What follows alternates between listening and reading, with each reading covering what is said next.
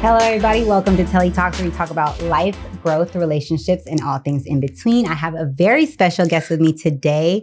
If you guys don't watch Netflix and are not tuned into one of the hottest top 10 season of the latest show, The Mole. If you haven't watched it, I'm not going to tell you, but don't watch this episode until you watch The Mole, because he is the winner, William Richardson. Thanks for coming on. I'm so happy to be here. Thank you for having me. Okay, so before we get into The Mole, what was your journey, or who were you before reality TV? Yeah, I think the best way to describe it is like my whole life I've always identified as an athlete. Mm-hmm. Like from the age of 10, I was playing competitive travel sports, and that was my identity for the longest time. And what sports were you playing? Baseball? Yeah, I was only baseball. You know what? I'm very observant, and if I look at you, I'd be like, football. See, I get or hockey. I get that though, Rugby. Because I put on about 75 pounds after I stopped playing baseball. But what position? I was a pitcher. Oh, nice. Yeah. So you got an arm on you. It wasn't half bad. Right or left? I was a righty. Okay. I swear if I was left-handed, I think my whole life would be different. They get an advantage. Yeah, lefties they're definitely talented people. Yeah. Unique. They're a lot more rare. That's why it's absolutely. Yeah. So when did you transition from baseball to reality television? Yeah. Randomly, on accident.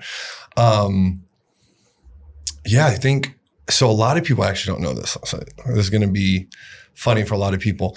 I did a dating show. You did? Yeah, called The Love Connection, where I was on for about 5 minutes with Andy Cohen, like what? Probably 6-7 years ago. So random. I was just finishing playing baseball, and it is one of those random stories that you hear. It was basically walking through a mall, and a guy was like, "I love your look. We're doing casting for this TV show." And I was like, all right, let's hear it. And he kind of gave me the pitch, and he was like, it's right here in LA. Just this is so easy. I'm like, you didn't know what it was. No. And he's like, it's with Fox. So I'm like, oh, it's a pretty big network. And I was like, I just did it randomly. And it was like so awkward. And like, it wasn't like, I never thought anything of it. And then fast forward probably 4 or 5 years later, the same guy who found me for this show, I swear to you. No way. Contacts me for The Mole.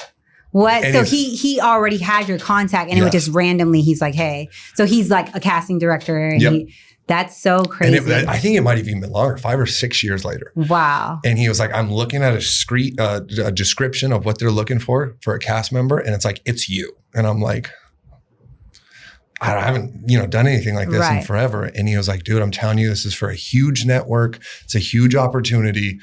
And he was like, and you're going to be perfect for it. And I was like, okay. So you did not know at all what it was. No. So when you went, so how did they do it? Was like a casting, you went and they so we were still in COVID at this time. So everything was all Zoom. And it started, I don't know if, I'm sure you know, because you've been on TV, like the casting process for these things are forever. Yeah. And it was like 4 months of 15 Zoom calls, and you're going through processes, and like, they always like to keep like their hand hidden on what they're thinking. So you have no idea, but like you're trying to prep for if you're leaving the country for like 3 months. Where did you guys go again? Australia. And it looked beautiful too. Oh my God. So the other thing besides just that show being as fun as it was is like, you couldn't like travel to all those destinations on like one trip to Australia if you like tried. Like that was a blessing in its own, was how much traveling we got to do. How many different locations did you guys go to? I think it was almost 7. Oh, wow. Yeah, 7. In the course of how long? So that's the other thing about where reality TV gets a little shifty on you. We filmed for a while. So I want to say it was probably about 6 weeks. Oh, wow. Yeah. So it's like traveling every week then? Yeah, almost. We traveled. So basically the way to look at it was about an episode a week. So sometimes 2. But yeah, it was, we would end an episode and then we were on a plane to a whole different region of Australia. Crazy. And it's like you went from, as you could see, you went from like desert to snow. And I was like, desert to snow to beach to like to beach, and it's mountains. Like it's all within a few week period, and you're like, this is absolutely insane. Especially so you're me experiencing like seasons in weeks. Okay, let's take it back. Yeah. Your upbringing. Where are you from? Yeah. How are you raised? Siblings, family, that dynamic. So I come from a big family myself. So it's like I grew up with all my siblings basically in the same house or close by. Nobody relocated after they, left the nest. Where were you guys? Las Vegas. We were all born and raised in Las Vegas, and it's pretty rare actually when you talk to people who are like transplants who move to Vegas. Is like born and raised at 29 is pretty rare. Wow. So I got my whole family is that way. That's not too far. And you're still in Vegas. Still in Vegas. It's home because I'm a big family guy myself. And so I love that. I got my whole family there. It's kind of a hard sell to get me out. And you're like, Vegas is it. I love it. It's close to, LA, which is a great place to be, but Vegas is not far. It's, I don't mind the weather. I know a lot of people don't like the heat, but that's something I've born and raised in, so it doesn't really bother me too much. Right. But born in I would say a sports related family, me and my sister. My sister played college softball herself, and that was, the same path for me. I was in sports. I mean, first it was hockey. So you did have a good guess at that one. My first love was hockey up until the age of 10. And then I transitioned to baseball. And then it was kind of just like a rocket ship from there. It was baseball consumed my whole life through college. Mm-hmm. I mean, I never got into trouble. I never drank or did anything like that because I was so obsessed with baseball. Mm-hmm. Like that was if you would have asked me from 12 to 18, like what my profession is, I was like, I'm gonna play baseball. Like that was all I knew. So when the casting director told you about the show and he was like, you fit the description, did you ask him like, what's the description? I literally said, okay, well, I said those exact words. I was like, well, what's this description? Right, that would be like my first question. Like, okay, what is it? He was like tall, athletic, blonde or brunette, preferably long hair. And I was like, definitely you. I was like, check. I got a few of those. Right. But I didn't know the network either. So it's like obviously I think everybody kind of wants to be on Netflix. I think it's the new biggest thing. It's the biggest platform to Absolutely. be on. And it actually kind of got like leaked somewhere, and I can't sell anybody out because I don't really remember, but it was like halfway through the casting process. I think somebody just made a little comment where it's like, oh no, that'll be up to Netflix. And then like, whoa, it's with who? So like, you didn't know until that leaked? No. Wow. Yeah. And that was still during casting. I was still during casting. So when they were casting, what were the things that did you know it was going to be like a game show, or you didn't know like the concept of it? So they give you a pretty good concept of what they give you the 12 strangers, they give you ones there to sabotage everything. But what they also do is they put you through the same casting process to be the mole. Oh, so nobody knows. No. Even if you're not the mole, you don't even know if you're the mole or not. No, exactly.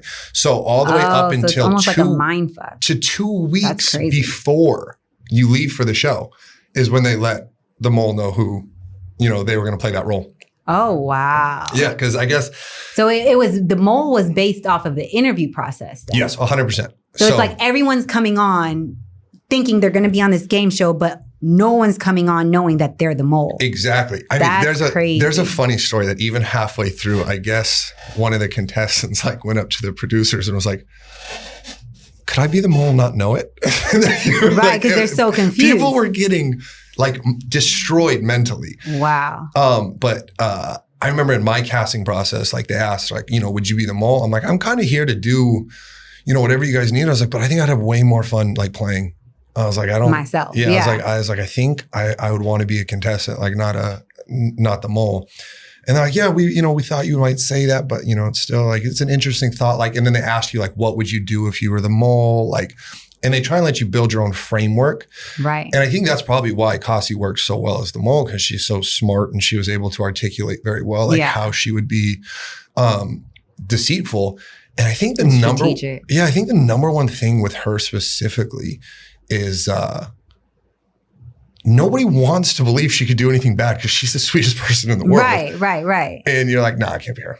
And that was her greatest advantage the whole time. Right. And she was so quiet. And then when she messed up, it wasn't like, it didn't look intentional like Joy. Joy was just like, from the very first episode, it was like, girl, how are you a pilot and you don't know your directions? No. Like from the first, I was like, she has to be the mole. And then it just became too much. Like I was like, there's no way they're going to make the mole be someone that's just too much. Yeah. You know, so it's always like. I remember that was actually a huge process where it eliminated joy for me is when the famous bet where she bet the whole pot and lost it. That was a huge moment for me. I was like, there's no way because I was thinking outside of like on a production level because I went in with a different understanding. I was like, yes, it's a game, but the game is being manipulated by people on the outside watching. Right. So that is where I try to take a lot of like approach in where I was coming from. And I'm like, it makes crazy television, but I don't think they make that type of television where like they would support that type of play where like the production. Manipulation and all of that. Yeah, the production would just be like, that's not realistic. You guys, first of all, we were low on cash. So then like just imagining production coming in and be like, hey, just bet all of it. Like, I don't see that being realistic for them. And so that was actually a moment I crossed her off. What was your game plan coming in? Like, okay, this is how I'm going to win this game. You know, a lot of people have asked me that one. And if I had like one specific strategy, it was more so that I was willing to adapt to anything that happened and not be influenced by what anybody had to say whatsoever.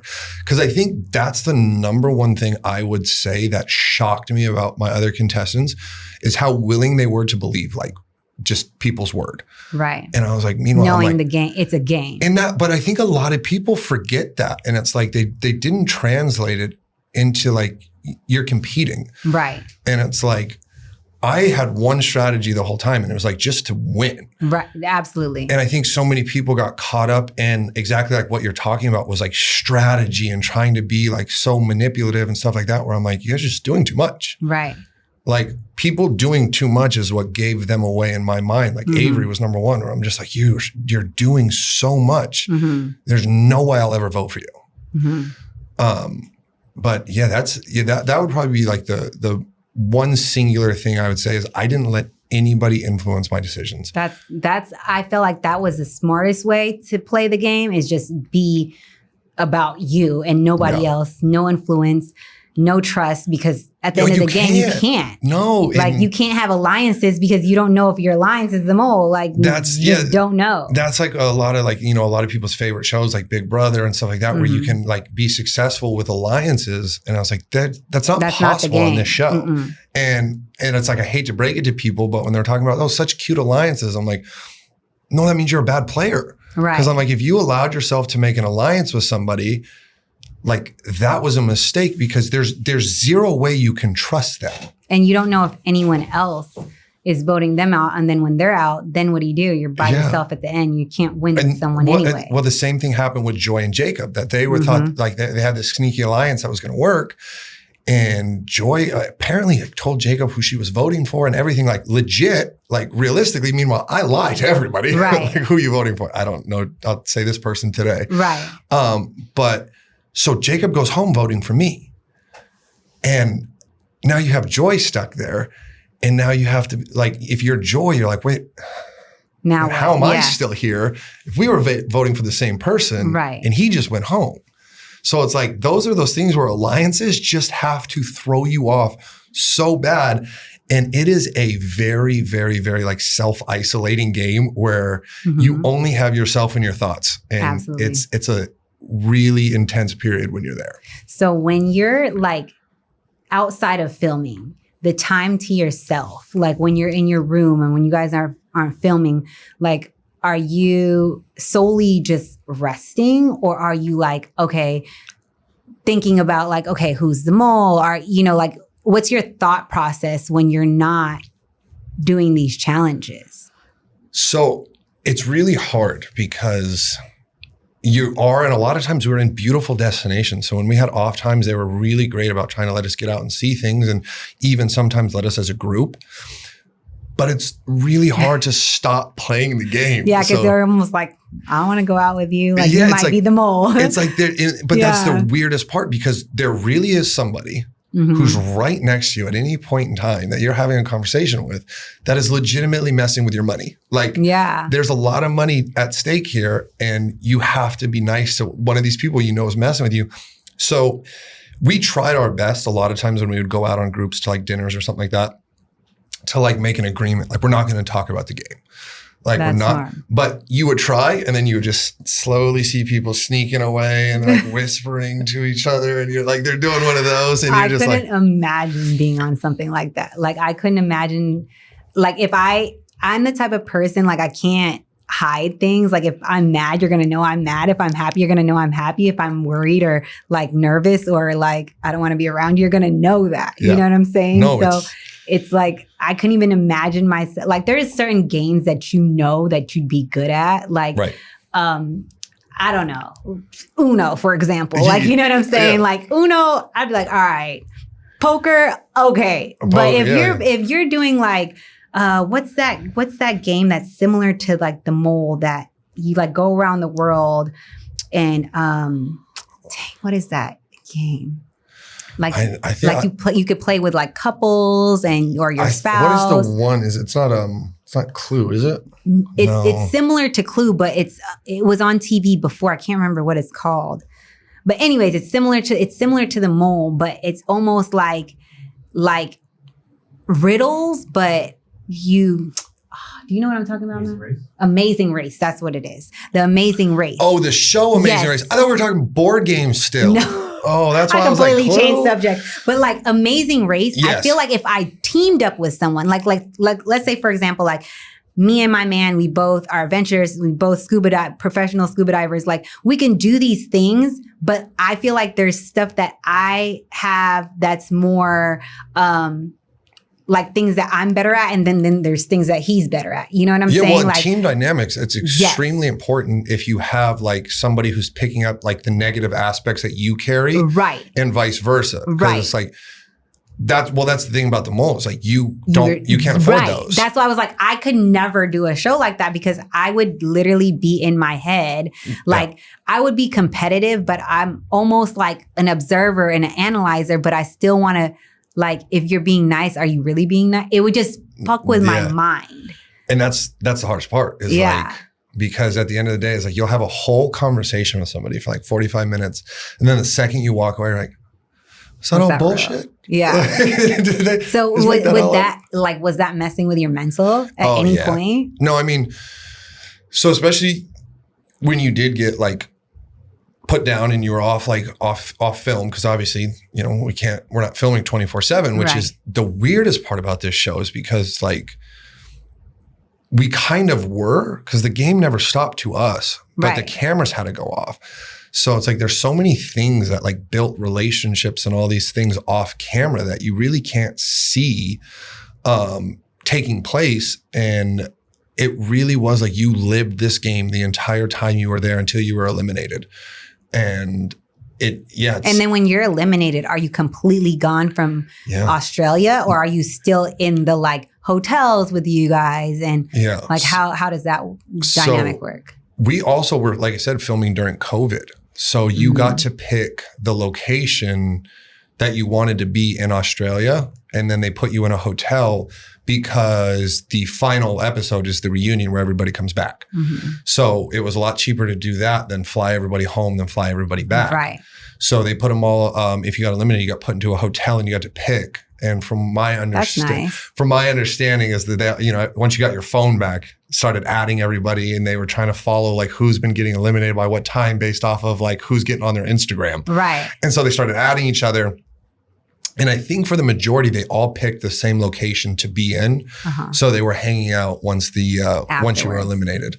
That's pretty cool though. Yeah. Yeah, that's definitely different than the reality that I did, you know? Right. So I feel like everyone has their different journeys in reality TV, and with reality TV, you kind of don't know like what's real and what's not. So, you know, like I feel like at least on my show, a lot of it was produced by the producers, you know, like moments where you have no choice but to confront this situation is like, okay, the producers put you in this situation where it's like, hey, I got to deal with this even though I don't want to deal with it or I don't care to deal with it right now, it has to be dealt with. Right. So it's almost like you have to deal with it right then and there as opposed to on your time or not at all, you know? So I feel like with that, it's almost like forceful with reality TV as opposed to if it was just something on your own, you know? Yeah, and that's the thing about, I think one of the comments I see the most was like, was this scene scripted? Was this this? Was this that? And now being a part of, I almost said multiple shows.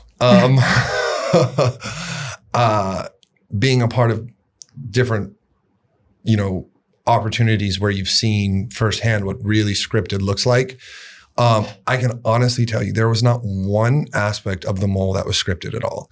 Like, obviously the challenges and the situations and like the rooms that we were in for like interviews and everything, that was like conducted, but they never told you what to say. They never told you where to go. They never told you where to look, because I think there's an aspect when you have a grand prize on the line where they're not allowed to tamper with anything. Right. So it's like, I've seen comments all the time where like, oh, this was so staged. And I'm like, there's so many aspects. If you watch the show, you're like, from a production standpoint, why would they stage that? Right. Like, if you watch, we had like $0 for such a long time. Mostly Joy's fault. Yeah, Joy took a lot of that. Right. But so it's like from a production standpoint, like that doesn't make the show like more entertaining or with, you know, engaging. It's like they set up the one that I tell everybody I most heard about was the deep sea diving mission, where I was like, it was so cool. And I was like, if you guys saw the fighting I did off camera to get back in the water, like I tried because I 100%, I'll tell you to this day, I could have done that whole challenge by myself. Like, and I knew I could. And I was watching how far they had to dive down. I'm like, I can do that in my sleep. I was yelling like at production. I'm like, can you just give me a trash bag? I swear to God, I will duct tape it so tight, water won't get in. And like, I don't know like how bad the coral reef like bacteria is. And I'm like screaming. I'm like, just put me back in the water. Just like, we're losing so much money. Right. And they were like, well, it's not happening. And I'm like, who do I have to talk to? I'll sign a waiver. And finally, like the security pulled me over. He's like in charge of like overlooking all the challenges. He's like, let me tell you a story. He was like, I had a friend who's 12 years old, cut himself basically right near this same area, a little tiny cut about 1/3 the size of all of yours. And he was like, kept swimming, got infected, lost his arm. He was like, this is some of the most deadly bacteria in the world. He's like, you will never see it. And I'm like, oh. Yeah. My tone changed right away. Don't put me in there. I was like, you know what? All. Now that I thought about it, I'm good. I'm going to stay. I'll stay on the boat. I'll help what I can. Right. But that mission hurt because it was another $15,000 we lost. Speaking of hurt, I know you and Dom were like bros. Yeah. And I genuinely felt like you and Dom were like the ones that were athletic, that were really like, all right, guys, we need this money. And with or without you, I'm going to get this money. And you guys were on the same mentality wise. What did it feel like to you when Dom was out? So that was hard, especially because when you're playing as a competitor, like, knowing someone it's not is really nice too. And there was not one person, probably not one person other than Dom that legitimately cared about putting money into the pot, like realistically. And that's all he cared about doing. And at the same time, I love that for myself, A, as a competitor, because I'm like, okay, it's not him. Right. And then B, if somebody wants to win, I'm like, that person's helping you put as much money in as possible. Right. So I loved that, but at the same time, it's a full game with so many different types of aspects that go into it, and you can't only play that way. Right. Like, you have to be strategic and you have to make decisions and you have to, and that's when, you know, the whole thing about bringing him back was like, he comes back in with such a strategic advantage, and that's what everybody kind of, you know, went off of. And it was one of those 50-50s, because you're like, you know, he will bust his ass to make money. Right. And you want that. But everybody was fighting for their lives, and nobody wanted to go home. Right. Like people were crying. On that particular part, were you 50-50 too? On bringing him back? Yeah. 100%. I was, you know, I have to even be fair. I was probably 60-40, don't bring him back. Mm-hmm. Just it's almost like he's competition to you too. Yeah, you know, like at the end of the day, you're playing for yourself. When you have the advantage of, like I said, knowing who it's not, right? That it's the biggest advantage in the game because you can obviously cross yourself off and then cross a whole new person off, and you're no longer guessing. And so he knew who he voted for and who it wasn't. Right. So that was, you know, a huge advantage for him. And so I completely understood the thought process. And, you know, as we've talked about already, it's like editing is really unfortunate. And what I can tell you, and I'm going to air out the whole cast right here, and they made one person look like it was all her idea. I was going to say that. No, the whole cast was like, nope. Like it really was pretty like universal. Like, you know, I brought up multiple points. I'm like, why it's okay to bring him back. But at the end of the day, it's like, the point is to get rid of people and be the last one standing. Absolutely. Now we're bringing someone in that. And I will tell you my number one argument for not bringing him back was that I wanted them to give us more money. Because I go, here's in my mind where it works. And I was like, Joy is willing to, you know, get rid of $25,000 to make sure she was safe. Right. And I'm like, so to bring somebody back, I want $25,000. Right. I'm like, because that's what it's worth to stay. So then that's what it should be worth to bring somebody back, because that's adding on. It's basically the reverse of staying. Right. So now you have a whole nother person. I was like, I want more money. I was like, the money they were offering to bring him back, I was like, that's a third of a challenge. And it doesn't, to me, it didn't outweigh. That you don't know if you're going to win or not. Exactly. And I was like, so it's like you make that decision and you have to break down as fast as you can too, because you have 15 minutes and they're throwing these things at you. And it's like, you know, you have to do all this in 15-minute periods. And so you have to try and make as analytical of a decision as you can in that process. And you're weighing, yes, he's going to come back. He's going to try and win money. But he's also competition. Does the advantage he have coming back outweigh that? And for me, that's where it came down to. Right. I would have done everything in my power to sway to bring him back if it was 20,000. But the number to me did not add up. I'm like, 10,000 is a third of a lot of these challenges we're doing. Like we get $15,000, $20,000 challenges every time. I'm like, that's not worth bringing somebody back to me. And that's where the breakdown came. Got it. At the end of the day, it's all money smart. for me. Yeah. At the end of the day, because that's what you got to think of. Like, you know, you can't think of friendship. You can't think of emotion. You can't think like, and then what if you guys bring him back and then he wins? And then it's like, he got this second chance that we only had one chance to get this money. And now it's not fair. You just thought about a thing that I don't think a lot of people thought about. And it's, you have to put yourself in that scenario. When he comes back and wins the game, are you going to be sitting back there and be like, oh, I'm glad I brought him back? Absolutely not. You're going to be like, what did I do? Right. Like, and you're going to be beating yourself up for bringing him back when he was already gone. So it made sense to be like, okay, this person's already gone. Why bring him back? Yeah. Do I wish somebody else other than Dom had went before that? A lot of people. There's a lot of fat I could have trimmed off. And like, honestly, my perfect scenario would have been if he lasted to the end, because I knew it wasn't him. And I knew he was going to try and put as much money in as possible. Right. And I had, you know, the belief in myself that I could win. So, I'd have loved to see him stay to the end, because I think we would have had so much more money too. Absolutely. But they didn't give me the option to swap Dom. If they're like, we'll swap Dom for something, like right now, done, deal, 10,000. Right. Swap Dom out for anybody else. Besides, I would say if okay, I guess that's my question. If you had the chance to swap Dom out for anybody else, I guess in that moment, I guess we're just being real, huh? I should say Jacob, just because I give him such a hard time. That was our relationship. I messed with that kid constantly. And Jacob was the firefighter. Yeah. Okay. Yeah. Realistically, in that moment, now. This one's going to sound crazy to you because a lot of people aren't going to understand this one. But like I said, I just put myself back in the game. I just swapped him out for Pranav, because to me personally, Pranav was my biggest competition. Really? I didn't think it was him almost instantly.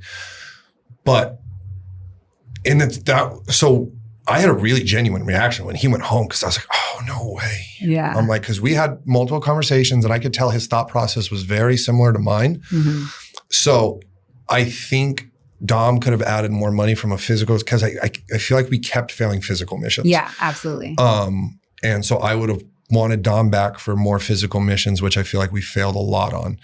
And I think Pranav was instantly, if I could remove him, was a weight off my back as somebody who I thought was going to be my toughest competition. Absolutely.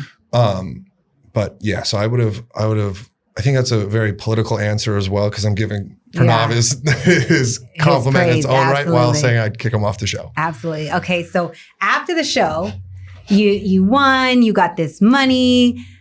Are you spending the money? Are you saving the money? Are you dating? What are you doing after the show? So after the show, dating will come up pretty soon here. That'll maybe be in my near future.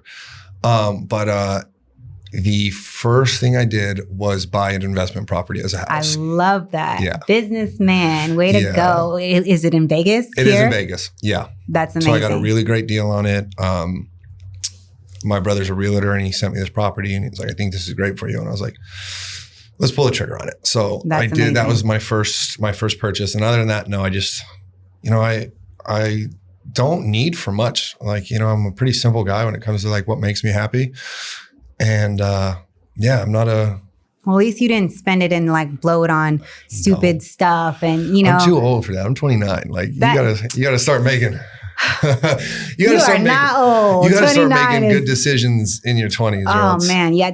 I feel like late 20s, early 30s is a great age of self-awareness and career-driven like mentality. You're not like at least me. I don't want to be like outside doing dumb stuff. I want to be focused. I want to be making money. I want my kids to learn from me and look at me as a mentor, as a superhero, and just continue to like elevate and not just, just do dumb stuff. I mean, you start to have to put life into perspective like at that point in time, because you're like,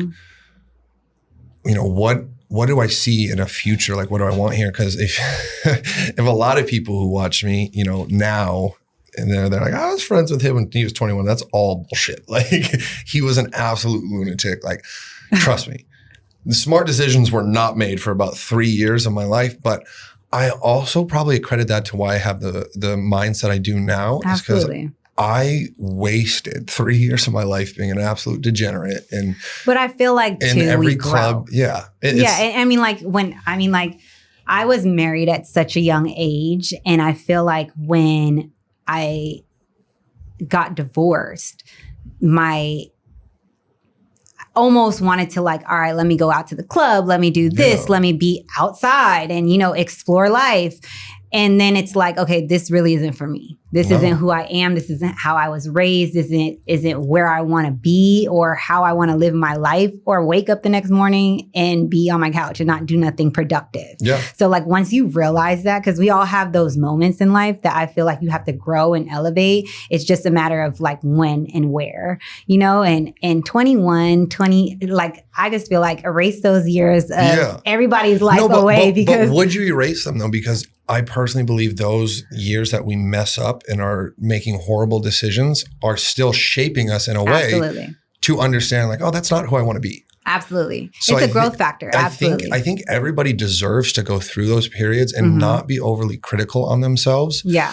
And because I think especially with social media being so accessible to people. That's the problem. You have like, oh my God, dude, this dude's 23 and he's making $5 million a year. Like, and I'm like not 19, making, like, I'm not making anything. And you're like, well, okay, first of all, you don't know what that person's bank account looks like. Or went through. Yeah. Or to get to that point. Exactly. Or like, so it's like, you have this perspective of what a perception, I should say, of what you think is real because it's what you see easily accessible on the internet. And I'm like, that's not life. That's not realistic. And that's like, don't and it's compare like a 1% chance. Yeah, don't compare yourself to the point, probably 0.00001% of like, but let's talk about NFL athletes. You can see them very easily accessible. You know how many of them there are? Like when you look at the statistics in the world, 0.0001. Okay. So it's like, don't compare yourself. I think you're so far behind in life because you're 28 and you don't own a McLaren or a Lambo or something like that. But you go on Instagram and there's 19-year-old with a Lambo or a McLaren. I'm like, you don't know their life. Don't compare yours to theirs. And it's like, I think that's been my biggest growth factor, is realizing like, I just want to be happy with myself. Absolutely. And, be the best version of myself. And I think if, that was the advice I'd give to anybody in their early 20s or like, feeling like they're behind, that would be it. It's like absolutely 100. It's crazy. We were just talking about that on my last episode, is like just self-love and self-awareness and just growing individually and then spreading that out into the world and just like, because it'll get returned to you. Absolutely. 10 times more, So I just feel like that's a beautiful thing. Yeah. Okay. So now after all of this, what's next for William? What's next? We talked about my age. Like, I'm 29. I do want a family. I want to, I feel like I'm getting to that point where, I love that. We got 8 kids. So I'm like, family is like. I need at least one. Like, that's where I'm at. Yeah. But I'm also, like you said, I don't want to just get to the point where I was like, I want a family so bad it's worth settling, where it's just definitely don't settle. Yeah. That's my biggest advice is not to settle. Find someone that you can tolerate. Because a relationship is compromise. You're not going to love everything about the person.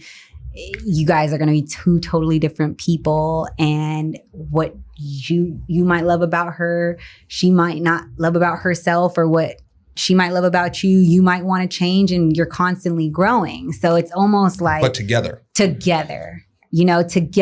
and like with the compromise of like, hey, if you don't like this, I'm willing to change this. Right. Or, like what's the give and what's the take? Yeah. What are you willing to tolerate? And the reason why I say tolerate is because I feel like when you get into arguments, right? Because it's going to happen. It's impossible. It's going to happen. And it's almost like that compromise factor of it. It's like someone has to give in a sense. Yeah, someone has to give and someone has to take. And which one are you going to be? In what dynamic of whatever argument that might be. Right. You know what I'm saying? Like, I've been with my spouse for going on 8 years now, and we have our arguments, and we have our, I'm like, all right, I'm not going to bring that up right now, but now this next argument, you better be fucking ready for this shit, because I'm coming with it. And if you're not, what are we doing here? You're not pulling any punches. So it's almost like we have that, my limit and I know your limit. But that's understanding. Like that's the full understanding of your partner, where it's like real love in a sense, because like you've built a whole relationship together. And I think for me, I haven't, realistically even gotten to that point in like the dating stage where I'm like, I feel that way about somebody. Right. So maybe it's a product of environment. Like, Vegas might not be the greatest dating scene, I don't think. It's crazy. I found my spouse at LAX. I met him at the airport. He lived in Alabama and I lived in Jersey at the time. And I was just like, I'm never going to see this man ever again. Like, this conversation is, like, you're talking to me and we're never going to ever meet again. Like, this is, come to find out, he's from Alabama. My dad's from Alabama. I had a family reunion 2 weeks after I met him. And I'm like, in Alabama? Hey, in Alabama. No way. And got matching tattoos 2 days later. And like, 8 years later, here we are. No way. So it was literally, I was like, this is something we're going to tell our kids it's when kismet. It's so crazy that we bumped into each other at LAX 3 times, as big as LAX is. Yeah, no, I just flew through there. It's a nightmare. And you're almost like, why would I see this man again? Like, here I am checking in. Here I am going to my gate. Here I am at TSA, like all these moments, and he's 6'7", so you can't miss him. He's somebody's tall. trying to give you a sign. Like, hey, by the way. Right. Hey, and then it's like when I met him, we never discussed like who he was or what he did, or because I thought he played basketball. He's just like a tall black man that and I'm like, well, he can't play basketball in the NBA because I watch the NBA and I've never seen this man in my life. So I'm like, okay, whatever, and he's very traditional. So he approached me, he's like, oh, you're God sent. And I'm like, okay, yeah. This is just another guy. Talking. Yeah, just like another guy trying to talk to you. And then right before that moment, I had just left the hospital because I had an infection in my leg and I was on 3 rotating antibiotics. And they told me if the antibiotics weren't going to work, the infection was spreading and they were going to amputate my leg, like literally my whole entire leg. And I was like, absolutely not going down. Like, I wouldn't even know how to move in life. Like, I was praying, I was seeing a pastor, like I was just doing everything possible. So here, right after that happened, here's this guy at the airport that I don't know, don't even know if I'm gonna ever see again. Yeah. And he's like, trying to talk to me, and I see my homegirl and I'm like, bitch, I'm fucking alive. Like, hey, how are you? I'm here. I'm not amputated. Like, what I'm saying? I still have my leg. And I just completely left our conversation. So when we did reality TV, he was like, yeah, when I met her, she was just so rude and I was just like, yeah, but I was like on a situation. Like, you didn't know about the situation, There was a lot more going on. Yeah. Like, I wasn't trying to look for a man at the time. I was trying to go back to my child and like, I have a leg and I can still, like do everything the way I was doing it beforehand and live my life. I was living my life before. So yeah, that's not a normal conversation to have either. Like, you could have lost like a whole leg. And I wasn't trying to have a conversation that I just lost a leg with this random man that I just met at the airport. So I'm not going to be like, oh yeah, I just left the hospital and I'm going back home to my child. Like, what are you doing here? Trying not to lose my leg. Yeah. And he's like going to the BET Awards and I'm like, we got 2 totally different stories right now. Where is this going? I got to get to my gate. Yeah. Like, what are we doing here? Like, so it was kind of like, he didn't know the situation and leave it up to Instagram. Here we are in the DMs. And then I'm like, oh, you're from Alabama. My dad's from Alabama. And then we're talking for like weeks. And then I'm like, oh, I'm coming there. Do you want me to stop by here to you before I go to my family? Because it's like 4 hours away. So then I came there first and then the rest was history. So it was just so crazy that I was like, I'm never going to see this man again. Like, uprooted my life to move to Alabama and stayed there for years and completely different than what I'm used to here in LA or here in, Jersey, like big cities. That's a culture shock. Yeah. And I was just like, oh, where's the house? Like, there's no lights. Like, it's all forest. Like, we're in the middle of the forest here. Like, what's, it's different than being a city person, you know? So I'm like we're complete opposite. He's very country. I'm very city. And it's just like, when we mesh, we have different perspectives on life, different perspective on how we raise children, but you come and compromise and that's where it works. Yeah, but that's kind of like what you talk about when you look for a partner, right? Is like, I think you need somebody who's going to like balance you out. Yeah, and absolutely. I think that's like, because what is it? Opposites attract, right? Yeah, I think we're very opposite. I think there's a fair amount of that's like very accurate when it comes to relationships because absolutely. Like, I don't think it's realistic. I mean, God bless anybody who's got it where it's like, oh, me and my partner agree on everything. Oh yeah. Like, and what's crazy? Like, we have this conversation all the time. Like, we're always gonna, I wouldn't say we're always gonna fight, but we're gonna have disagreements. You know what I'm saying? Like, it's natural and it's human nature. And I feel like if you didn't, how would we grow individually and as a couple? Yeah. You know what I'm saying? Because it's just like, if you believe one thing, like he was raised differently than I was raised, and he was raised in a more upbringing where it was like tougher for him as opposed to, I'm a female too, and he's a male. So it's like, as a male, you're going to learn to be tough and, stick up and, protect and provide. And as a woman, you're going to be raised to nurture and, all of this. So I'm like, when we're together, it's almost like his masculinity and my femininity.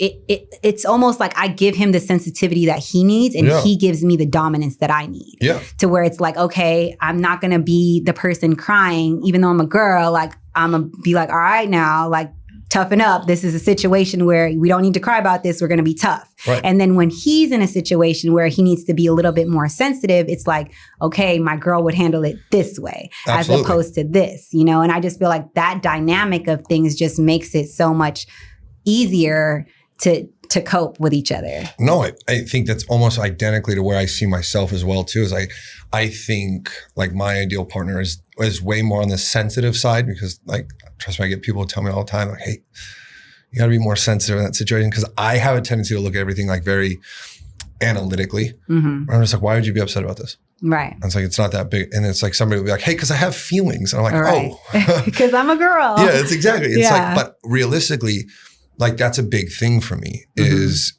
I don't have that naturally like very sensitive, tender side.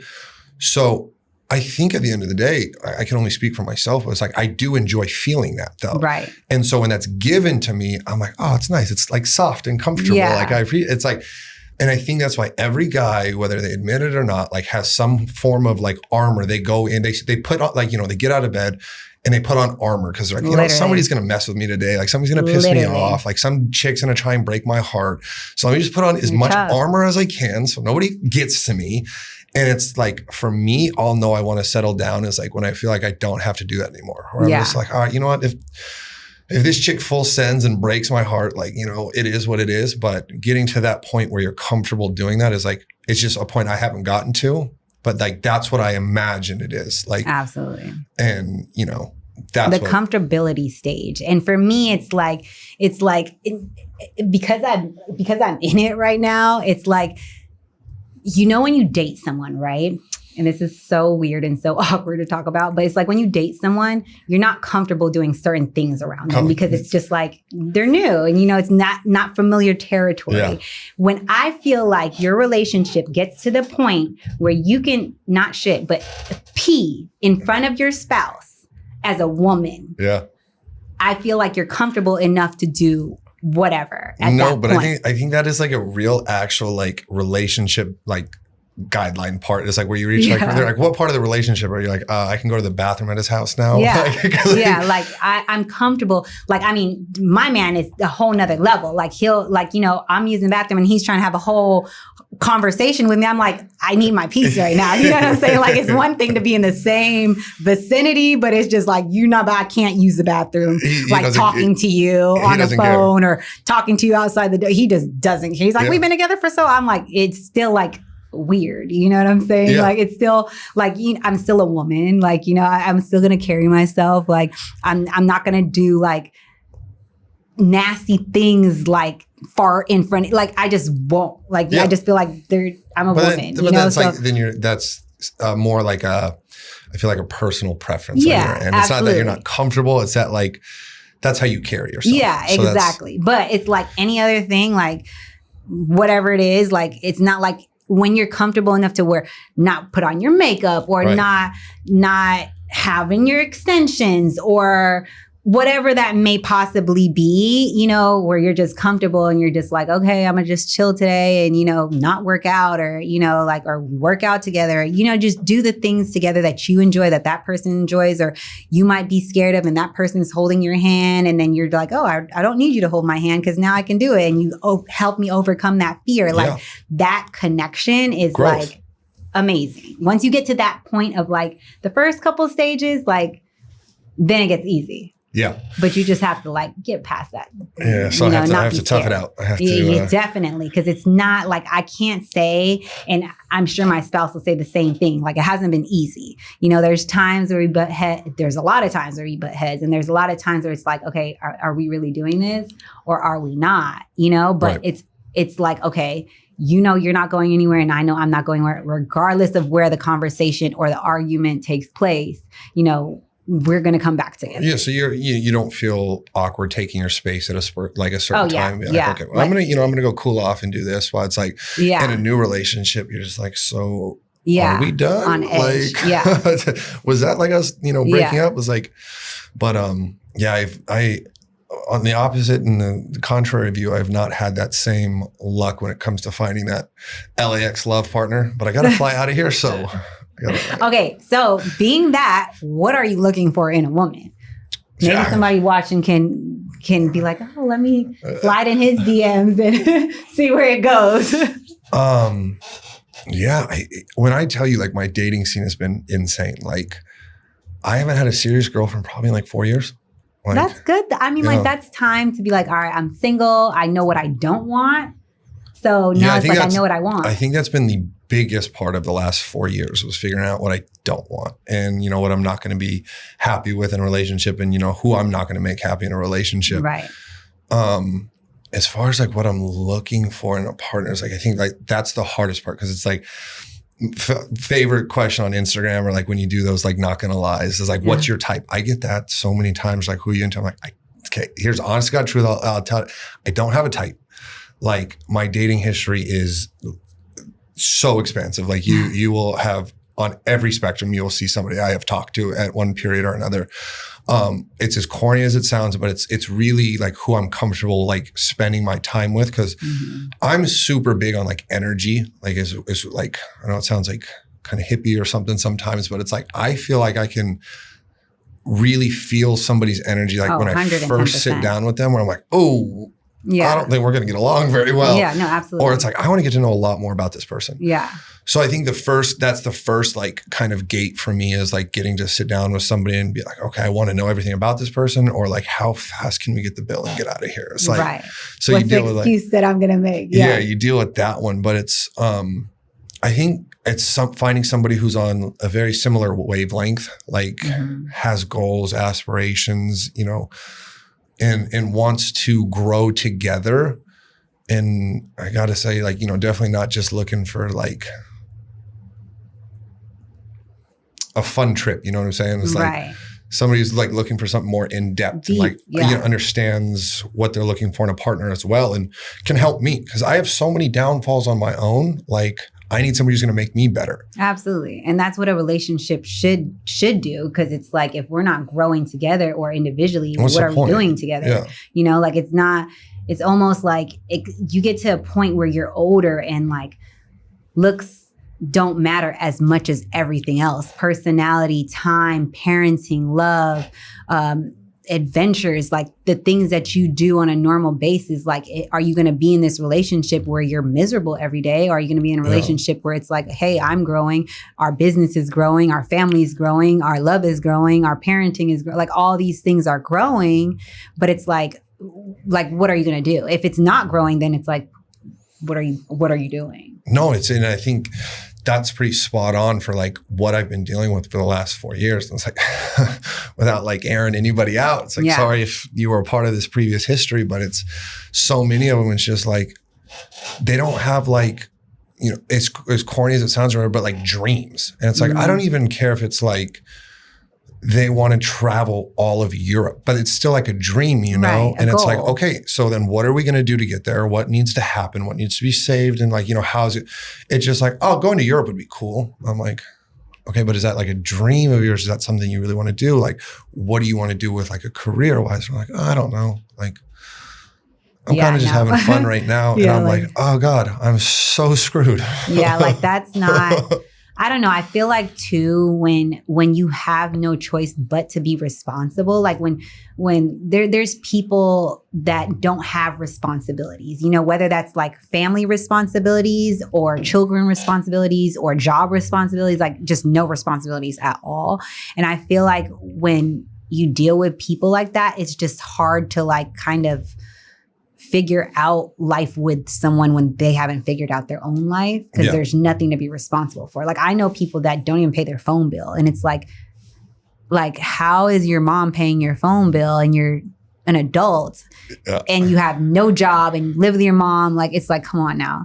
Like how are you going to find someone in your life and then just mooch off of them your entire life? And it's just not attractive, No, I mean, I dealt with that even just a little bit on like, and this is like, I feel like another obstacle I just put myself into was like just, a little tiny bit of reality television. It was like, I've gone out on, dates with people since, and it was like, it wasn't 3 minutes into the conversation where it's like, boom, about the show. And then like legitimately like, so how'd you get on it? And I'm like, fan. Stop. Well, not only that, like looking for themselves.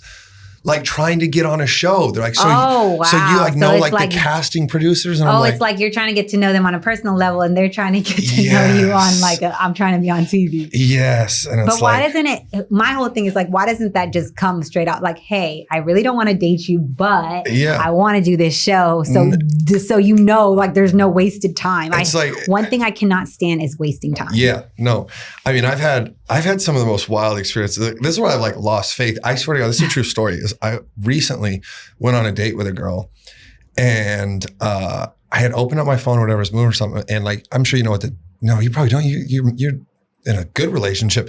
There's the dating app called Raya, and it's like a lot harder to get onto. You have to basically like it's like a verification process. You can't just download the app. You have to like it's a more of a process to get onto. And she was like, "Oh my God, could you send me a recommendation for Raya?" And I was like, "Yeah, I got you. Don't worry." Like, while you're on a date with her? While you're on a date. That is insane. I was like, that's a bold move. And I was like, I respect it. Like, we're never going to go out again, but I'm going to I was so petty. I did recommend her too. I sent her a text afterwards like, hey, by the way, I recommended you, there's the app. I sent your number in. That is so distasteful. Like, it's but so now crazy. Now you see what I'm dealing with in the dating pool. And why it's just like, I'm happy being single. Like, I'm cool. Oh gosh. Like, that's insane. Yeah. Like, oh man, I couldn't even imagine. Like, where it's like you're really genuinely trying, and then it's like I try my best too. It's like, look, I know I'm, have my own faults and shallow in certain aspects, whatever it may be.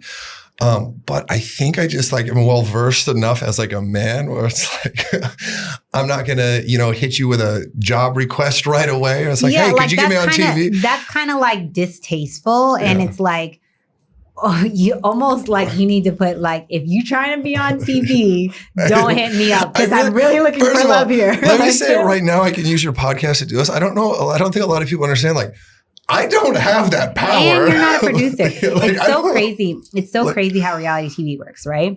Because it's like you're on TV and they just think like, okay, can you get me connected with Netflix? Oh, can you do this? Can you do that? But it's almost like, it's like I'm not the director. I'm not the producer. I don't dictate, what goes on these shows or who gets casted or like it's just insane. But I think that's the problem is like when people can watch you on television, they now feel like they have like an access to you. Oh, absolutely. And I think it's, and it's in fair, a lot of people probably just have no idea what it goes through. Mm-hmm. But we are employees. Like the production and the network, those are our bosses. Okay. Right. It's not like we text them and be like, hey, I need this. It's they text us and tell us to do something. Right. Like we are employed by them. It's like, so when people are always like looking for like an in or something like that, I'm like, I don't know. I think maybe they post something about like when they're going to cast for a show, email them. Like, that's so tacky though. And you could have saved your time and energy and money. And you could have just texted me or like DM'd me or emailed me like, hey, I really don't want to go on a date, but I'd rather just be on this app or I'd rather be on Netflix. Or it's just I think a lot of them, like the awkward part is like, they did want, like they thought like, oh, this is a great opportunity to do both. And like, don't stop to think about like, well, the second you do this, there's no longer a dating option there. No. It's just like, oh, look, we could date. That could be awesome. And he could get me on TV. Yeah. And even with reality TV, like going into reality TV with my spouse, like I went in. That's a whole different. I went in with my spouse and specifically said, hey, I want my own lawyer. You get your own lawyer because I don't know where this is going to go. Like, you know what I'm saying? Like, I don't know if they're going to try to break us apart. I don't know if I don't know what's going to happen because at that time we were just dating and I ended up getting pregnant while we were filming. On the show while we were filming. Talk about a finale. Literally a finale. So it was like by the end of the season, my gender reveal. That was the finale, like gloves or glitter because he's a boxer and, I'm a girl. So, and he punched a seed bag and it was glitter. So I already had a son. Cute, though. That's and when I say I was in shambles, I was like, and he's like, okay, I have an announcement. I'm like, oh my God, what's he about to do? And I'm like, I just had my daughter and he likes to talk, let him tell it. He gets it from me. But he likes to talk. So he's doing this speech and everyone's like, he's about to propose. I was like, he's going to give me a necklace, guys. Like, stop, and it's literally my friends, my family, everyone's there because it's my, my gender reveal. So he proposed. So I got my girl and a proposal. And this amazing baby shower. And that was the show, So it was just like. For the world to watch, by the way. For the entire world to watch me look like I was just nagging about this ring the whole time when we discussed, like we had matching tattoos before we even got on the show. Like we met in Alabama and then 2 days later, he took me to the tattoo shop and he was like, we're getting matching tattoos. I was like, who's going first? Because I don't know about all this. That's a big one too. Yeah. And it's like, and he tells the tattoo artist, he's like, I'm going to marry her one day. So we're getting matching tattoos to signify our love for each other. And I was like, okay, what are we getting? And it says love when we hold hands. Oh, that's cute. So it was like two little birds and he was never a hand holder and I'm a hand holder. So now he's like a hand holder and he'll reach for my hand in the car, like that type of stuff. So but that's him. I think that's his version of like showing that he loves you. Absolutely. It's like making those adjuststants for your partner. Absolutely. And like, the compromise. These are things that are important to her that naturally I wouldn't think about. I'm very, very similar. It's like I'm not overly affectionate or something like that. But it's like when I'm with somebody who I know needs affection, I'm like, okay, let's be better about this. It's like, it's not because I don't want to do it. It's because I don't think about doing it. Yeah. But then when you care about somebody so much, I think that's where your thought process starts coming in, where you're thinking more about them than you are about yourself. Absolutely. And it just like, even for me, holding hands just makes me feel like, okay, my protection is right there. Yeah, but he's also a very, very scary protector. Oh yeah. Like I don't have to hold his hand for someone to know that he has my back. Yeah. Like, you know what I'm saying? But it just makes me feel like, okay, I don't have to go anywhere and not think like someone's going to do something, because he'll be like, if you don't carry your pepper spray, if you don't carry your gun, you got a gun license, like, you need to protect yourself because I'm not going to be there all the time. And he's very, very much a protector. Like that is embedded in his that's head. His role. Like that's his DNA. That's all who he is. And, when he's not around, he's like, okay, did you put the security system on? Did you know? And I'm like, babe, I got this. Like, relax, I got this. No one's going to, and I feel like he's such a protector that like, no one's going to fuck with me knowing that you're my man. Like, no one's going to try to do anything. And he's like, no. You don't understand how people are. And he's very, very, he's like, you're going to see something's going to happen. And then he's very much like a protector. Yeah. And, being in the industry, you can see a lot of times it's the opposite of what you would think. It'd be like somebody like that who's such a prolific, like, badass person. And like nobody will mess with like, his girl. And then you're going to realize like there's people who will specifically do it for that reason. 110%. Because it's like, look what I did. Yeah. And then try to brag about it. Yeah, exactly. You know what I'm saying? Because they're like, oh yeah, I got the champs girl. But that's like a thing too. You know what I'm saying? Very, very much. Very, very much a thing. Like it's almost like a egotistical thing for men to be like, oh yeah, I got that. And it's, to me, like I'm so deep invested in my relationship, it's almost like we're at a point where we should be able to laugh at this. You know what I'm saying? Like, it's like, this is like, come on. Like, does he really think, or does she really think that they would interfere in what we have a family? It's like deeper than just we're dating or, we've been together for a long time. We have multiples of kids. And years under your belt. So it's almost like, why would some random person just come in and interfere that? Or why would we let a random person come in and interfere that? Now, welcome to being single. As we deal with that without the years of experience and, the comfortability with a partner. The dating field's ugly.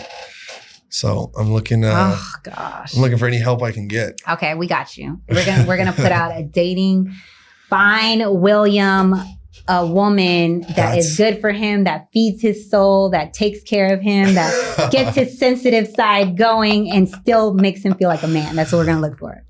You nailed it. I think I couldn't have said it any better myself. Okay. So for everyone that comes on the show, we play this game. Okay. Very, very toxic games. I'm just letting you know. Nothing like them at all. Pick your poison. Would you rather? So, like, would you rather do this card or would you rather do that card? So it's 2 cards and you choose. I get to play. I'm playing with you too. So you're not on the hot seat by yourself. Okay. Bad choices. Have you ever slept with 2 women at one time? Those type of questions. Okay. This one is, would you rather be deaf or would you rather be blind? Oh. Or would you rather book version than card version? Let's give the people what they want. Let's go bad choices. Okay. And I'll let you pick. So you just take one. Pick 4. Pick 4. Okay. I'm just going to go right and then to I'm the going to middle. pick 4 and then we'll go back and forth. I think I got 1, 2, 3. I need one more. Let me go to the front. Oh, that's an A. I don't know what that is. Oh, I got to skip. That's a skip.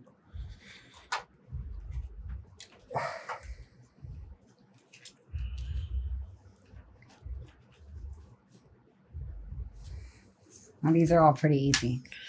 I got easy ones. I got to find ones I think are better for you because you're a married woman.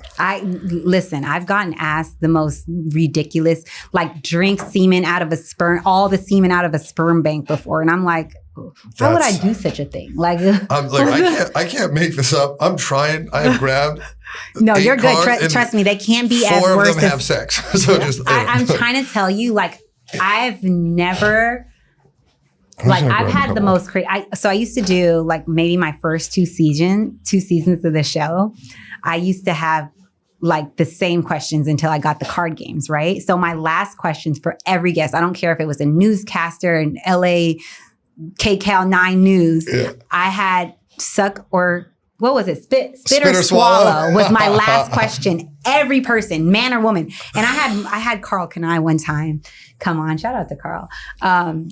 And D was like right behind. And I was like, okay, last but not least, dead serious face, looked him dead in the eyes and I was like, spit or swallow. And D was like, and he's like, you know, like, your man's right there. Like, what am I telling you? You know what I'm saying? Like, and he's just the coolest cat ever. Like, he's like, swallow. Like, you know what I'm saying? Crazy. So I'm like, you know, it was just like, and D makes me feel so uncomfortable, but he's just like, you know, I know it. And then we had like other girls come in and he was like, babe, ask them, what did he say? Choked or what was the other thing? I don't know, but some ridiculous thing. So it can't be worse than what I've already had before. Can't be that bad. As long as we got that out there. As long as my kid's not watching. That's it. Then it wasn't me who asked. All right, you going first? Okay, sure. All of these are pretty easy. Have you ever been denied entry to a nightclub? Yes, I used a fake ID to get into Surrender nightclub when I was 20 years old. And they didn't let you in? I was using my friend's ID and the bouncer knew right away. What? Yeah, I would right never away. think that you would have no, you can't get in. Yeah. I take me back to 20, baby face. This beard was not here. Yeah, I feel like beard do something to a man. If I get denied now, I'd probably have some serious issues. Like, I don't know. Yours is, I found one that didn't have sex in it. If a fire broke out right now, would you push everyone out of the way to get out first? No, I'm very much of like, I'm not leaving unless all of us are leaving. Like, I wouldn't even do that. I wouldn't even do that to the club. Like, you know, like my girl's right here. It's like, I'm not just going to go in and they're like, oh, you were in and then you're not coming in. We'll go somewhere else because I don't think that's not cool. And then I got to live with that for the rest of my life.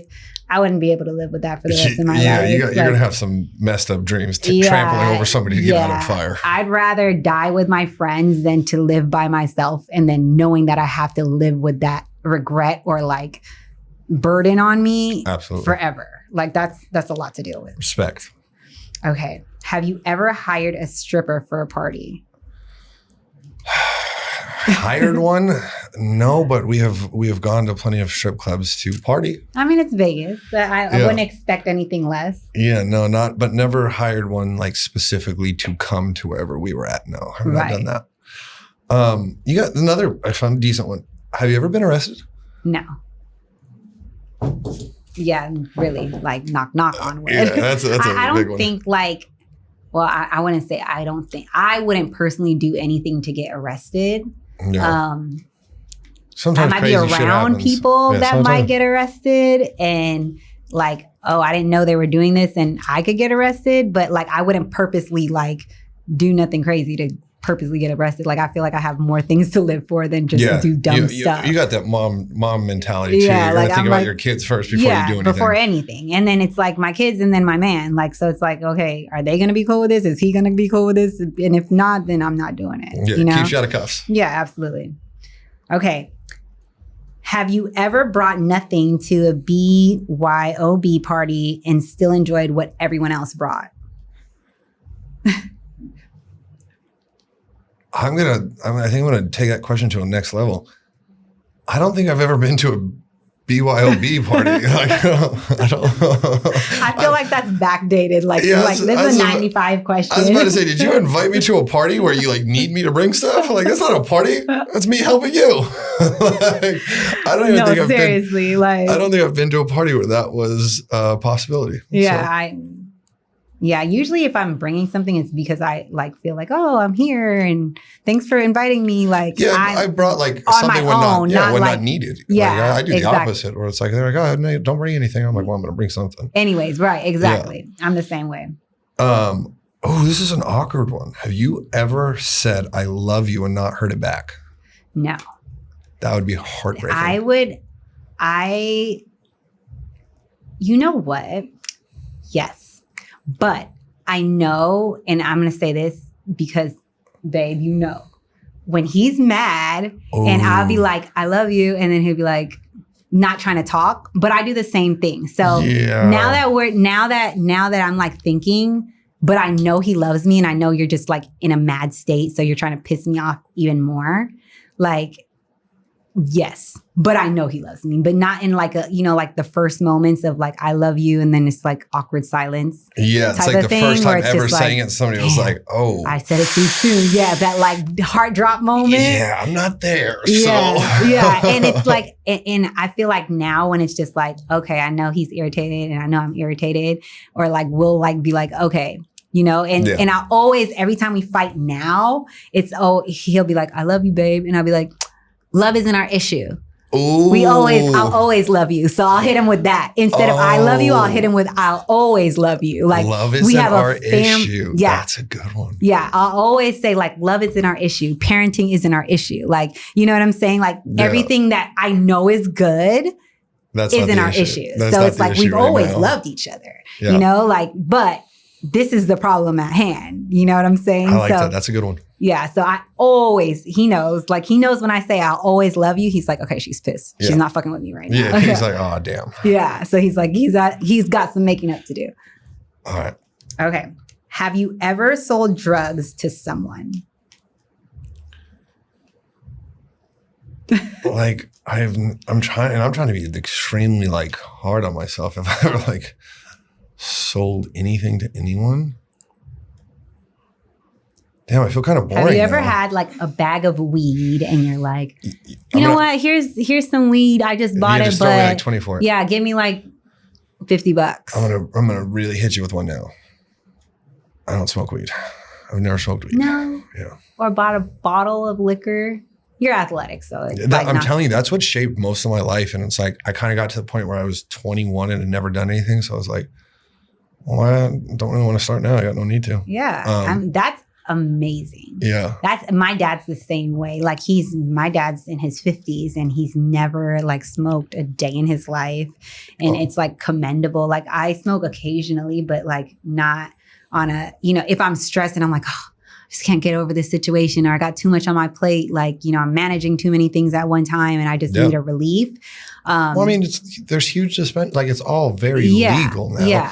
I just, even when it wasn't, I never had the desire to. Yeah, it wasn't my field. Yeah, and I feel too, it's not something that I'm searching for, or it's more a social thing for me. Yeah, that's where I'm at with alcohol specifically.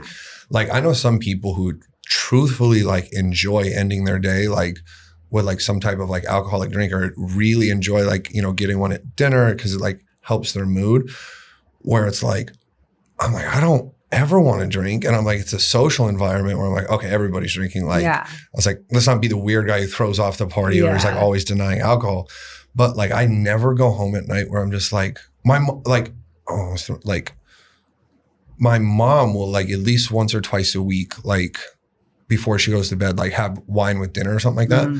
And that's never been me. Like I like don't find alcohol to like soothe me. I think I'm the opposite. Is like some people like can drink it to relax. And I'm like, when I drink it, I end up wanting to like party for 3 days. So it's like, that's a different reaction. Yeah, absolutely. But that's the same thing with weed too. I don't like, I've never bought it, I've never smoked it, but like it's recreational and like it's, you know, got passed and I like smoked it and I was like, I think I had a panic attack. Like the first time I ever. Oh yeah. The first time I ever smoked, I would literally felt like I developed abs because I was laughing so hard. I was crying. My jaws hurt the next day. I was like, yo, my jaws hurt because I was cracking up, crying, laughing. I'm like, there was nothing funny remotely going on at all. You can't even remember what you were talking about? What the hell is so fucking funny? Yeah, like I don't. And then I had an experience where I ate a brownie and didn't know it had weed in it. Literally like a whole brownie. And I was like, what the hell? Like, I felt like I was just like stuck. I couldn't get up. I was like, I was in Vegas actually. And they were like, oh yeah, have it. Oh my God. It ruined my whole trip. I was like, bring me home. I never want to do this ever again. Never had edibles ever again. Like I was done. So I think that's probably the thing for me. Like I said, I don't smoke. And the first interaction I had with weed was through a gummy. And let's just say it wasn't good. And so I was like, I don't like mentally, I'm not somebody who enjoys it. Like it's so beneficial for so many people. Like it's got actual like medical impacts like that really help people. And I'm like, well, if that's the impact it has on me, we don't have the same brain chemistry. Yeah, absolutely. Like, and it's different for everybody. And it's like I'm not gonna be like sitting here like, oh yeah, I smoke weed. I'm an advocate because it helps my anxiety. Like, you know, like no, like, you know, whatever helps you. Everyone has their own vices. And like, I feel like, you know, some people do drugs, some people have sex, some people work out, whatever. I'm definitely the gym one. That's my, like, that is where I'm the cleaning one. Like my cleaning, if you ask anyone that's in my house, my pantry is all drinks facing forward. Everything has a place. Everything has a OCD name. Heaven. Oh my gosh. Like it's like my fridge, limes, lemons, oranges, condiments, like but doesn't everything. It sometimes just nice to like look at? And I'm like, so pretty. I literally, my closet, white to black, like it's colors in between. Color coordination. Like you're talking to me now. Yeah, like I do the same thing. Yeah. Like it's really bad. Like to the point where I remember D had like some change on the counter and it was organized like, it. No, I literally like stacked it up by the change. Biggest to smallest. Yeah, like literally like pennies, nickels, quarters, dimes. And he was like, you're too clean. I said, there's no such thing. Yeah, never. Like this is not an argument we're about to have. There's no such thing as too clean. Like, would you rather be too dirty? Like it's like and why would you want a woman to be anything but too clean? Like you're a woman, you have inside parts. Like you know what I'm saying? Like realistically speaking, like you would want, I would think. Hey, look, we got outside parts too, and you better keep those things clean too. Like, I mean, nobody wants anybody dirty. And you know what? You know it's crazy. I mean, like my nails look terrible right now. I'm like over here, like don't talk about my nails. Always clean. Oh, I saw as soon as you came in. Like I'm very much like teeth, nails, shoes. If those three, and literally on my way here, I fucking broke my nail. I was so upset. I'm like, oh my fucking God, my nail is literally in my purse, like waiting to be stuck on it. I don't have no fucking glue because going to the nail shop after this, don't lick my nails. But like, I feel like if those, like, if your teeth got plaque in it, like, come on now, get it together. Like, you know, just the simplest little thing. But I'm like OCD. So that's my anxiety comes from like cleanliness and like, but I also feel like that's deeper rooted too. Like everything that we deal with in life goes back to deeper rooted because it's like I was in pageantry at a young age. So I was always taught to be perfect and everything has to be perfect and this has to be one way. So at 2 years old, I was always like, oh, let me fix this because it's not upright or the Barbie's leg fell off. So let me put it back in, you know? Right. So it's literally from everything. It's almost like a training process when you're little. Yeah. Yeah, that's where it came. Everybody asked about like my nails and it's like, I hate like dirty nails. And so it all started about like, how can I get them to look cleaner and cleaner and cleaner? And then it was to the point where it was like, I felt like they just looked cleaner if you put like a coat over it. Right. And I was like, I don't want like, color or anything like that, but I'm like, I want them to look so shiny clean. Yeah. And I was like, that's where like my whole thing with nails started like 2 or 3 years ago. And I was like, oh, they look so clean. And it's like, such a good feeling too. Like it's like relaxing and therapeutic when you get your nails. Me and you get our nails done together. Yeah, when you're sitting back and you're just like, oh, it's like, especially like when you watch the starting process because they grow out and they're all ugly.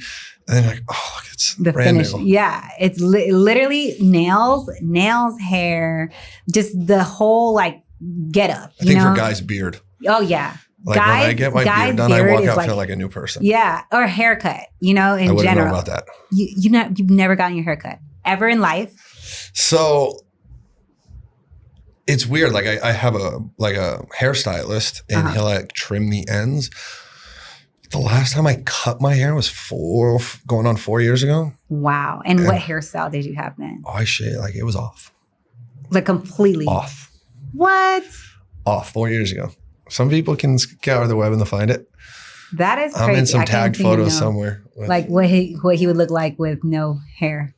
It was like bald on the side. Yeah, it was before, what's the popular haircut now? It's the fade, like with the hair on top. Yeah, the fade with the gel. What are they doing though? It's mullets. Like those are mullets are back. Yeah, like a mohawk mullet type. Yeah, I think it was like 4 years ago, and it was like shaved on the side, and it was like a little bit, like probably like that long on top, so I could just like brush it to the side. Oh, that's like not kind bad. of Peaky Blinders is. Yeah. Have you seen that? Yeah, that was the look I had. Yeah, I could see that. I could definitely see that. But like completely bald or like no beard, like just hairless. It's been longer since I've had no beard.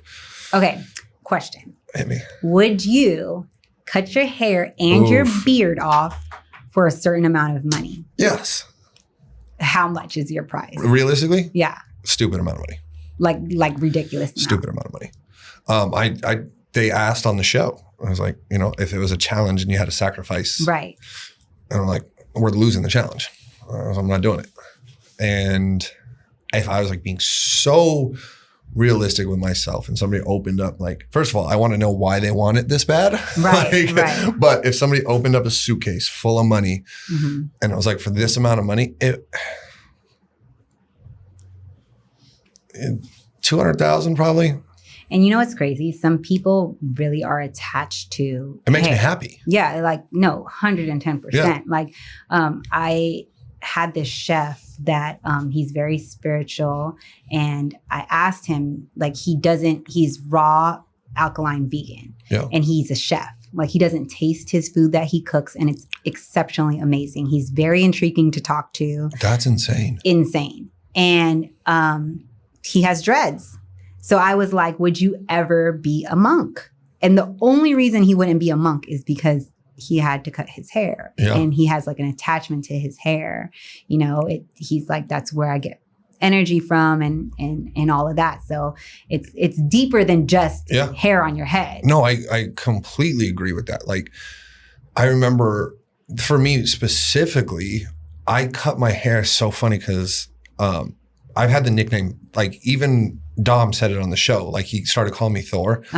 But I kid you not, that's been my nick. All of my closest friends, if you go back 10 to 11 years, like I remember until the show came out, some people were like, dude, I forgot your name was Will. Because they only have called me Thor for 10 years. And I honestly started to get like so like bothered by it. Cause I'm like, yo, I'm not like him. Like that's not like, that's not how I define myself. So I'm like, I'm going to cut my hair.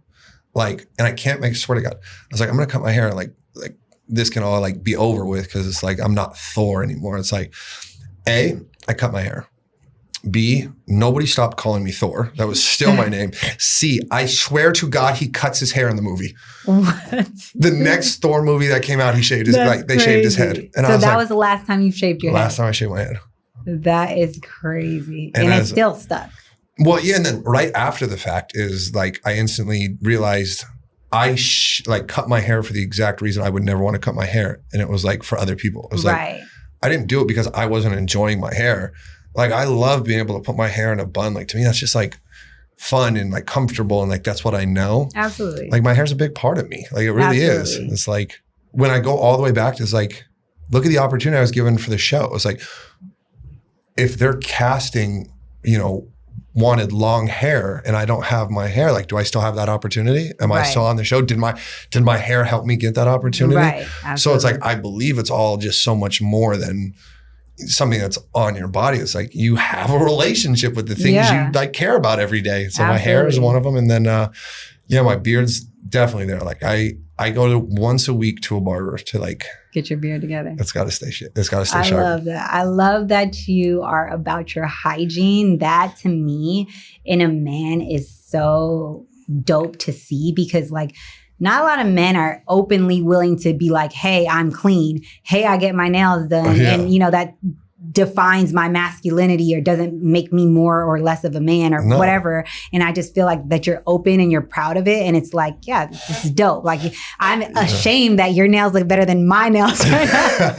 That's embarrassing. In all fairness, like mine are a lot easier because I don't do anything fancy with them. I just got to keep them clean and done. So I got my nails done before Christmas out here, went to Alabama, and I wouldn't, okay, let me not say that, but I wanted to wait to get back to do my nails here. Yeah, so I just got back the other day and I'm like, damn, I got podcasts tomorrow, so I can't get my nails done. And then I had to carry these candle boxes and pop, nail comes off. And I'm like, damn, I got to go on that's the one thing I don't know how you guys do it, because it's like that. I feel like that would get in the way of so many things. I was like, oh no, I've seen girls with like the crazy ones, claws. Like, how do you wipe your ass? How do you do anything in life right?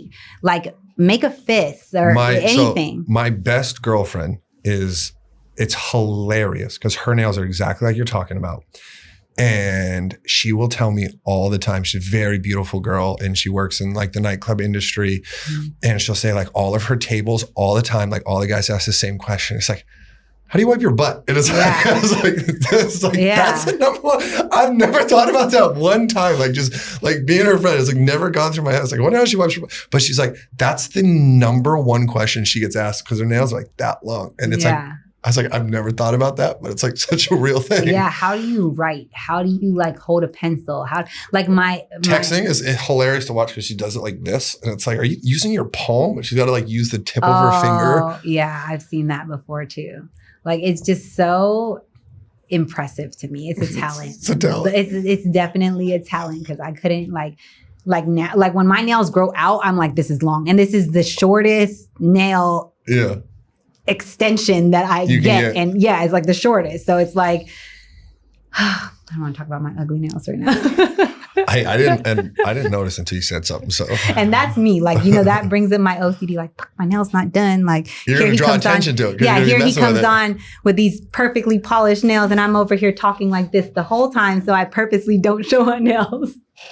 But it's what it is. I'm going to go get them done after this. There you go. Now you got something to do. Exactly.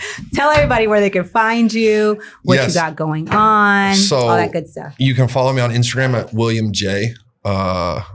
And as far as in the near future, hopefully there's a lot of things that I'm going to be able to share on there coming up. And you guys get to go on the next journey with me. Absolutely. Tune into all things that, what do you go by, William or Will? Will, it's 50-50. It's whatever you guys feel more comfortable with. Some people like calling me William. Some people like calling me Will. And then some people call you Thor that you don't like. So, okay, he doesn't like Thor, but you William have to be a close friend to call me Thor. Okay, William Will is single, looking for the right one, not the one that's trying to be an opportunist. I can't help you get on Netflix. And he can't help you get on Netflix because he's not a producer or director. He is an employee, y'all. Thank you. So follow Will, tune into all the things that he has going on. Love your spirit, love your soul, love your energy. Thank you for coming on. Thank you so much for having me. I had a blast. And that is it for Telly Talks.